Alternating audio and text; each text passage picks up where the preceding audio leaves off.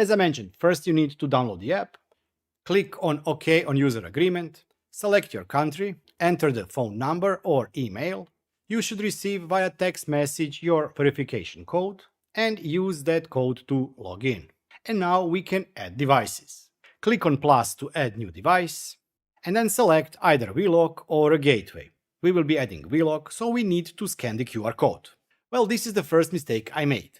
There is a lock ID that you need to enter, and the lock ID is etched on the lock on the inner part. So once again, I had to disassemble everything and write down that number. Click on OK, and your lock should be bound to your account, and that should be also bound to your mobile phone.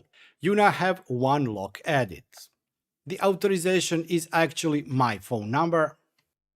You can now add members, rename the lock in the lock settings, check the model, check and do the upgrade if there is an upgrade available, check the history of the lock on who was the last person and how it authenticated.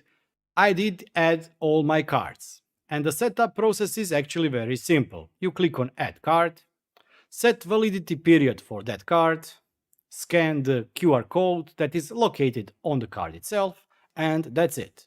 This card is now bound to this lock. At glance, front screen will give you some information about the lock. For example, down you can see the icon called front. You can select if this is your front lock, backup lock, etc.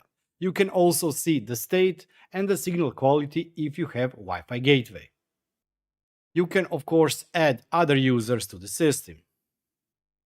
They can be either administrators, meaning that they can control the lock itself, or just visitors that have access, and you can give access, start time, end time, duration in terms of minutes, years, etc.